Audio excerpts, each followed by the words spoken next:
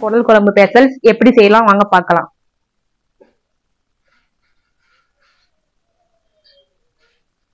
மல்லிகை பொருள் நம்ம என்னென்ன யூஸ் பண்றோம்னா பட்டை, கிராம்பு, ஏலக்காய், சோம்பு, பிரியாணி இலை, கடல் பாசி.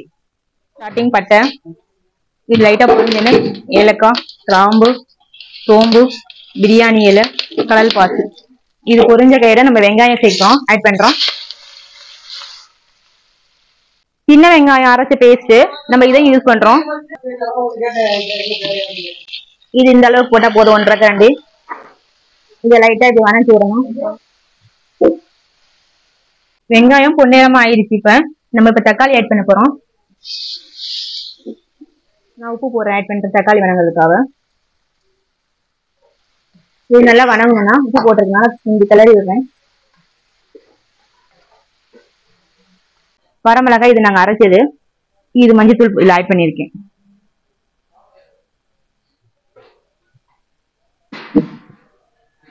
இதுல மல்லித்தூள் 3 ஸ்பூன் ஆட் பண்ணணும்.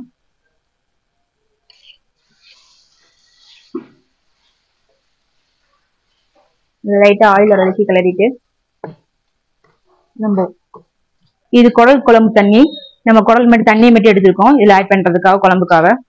இப்ப நான் ஆட் பண்றேன்.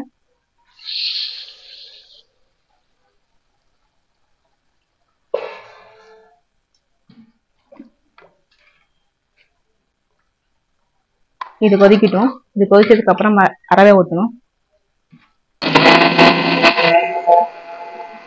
தண்ணி எல்லாம் கொதிக்க ஆரம்பிச்சிருச்சு. நம்ம இப்ப அரைச்ச மசாலா ஊத்துறோம். இதுல நம்ம என்ன சேர்த்துருக்கோம், தேங்காய், சோம்பு, கசகசா, முந்திரி பருப்பு இதை ஆட் பண்ணிருக்கோம். இதை ஊத்துறேன் நான். இப்ப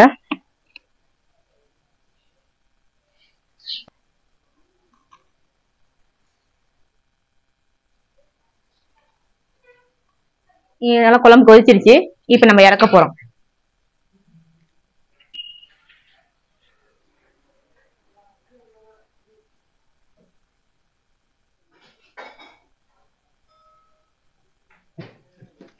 குடல் குழம்பு கொஞ்சம் ஆட் பண்ணிக்கலாம்.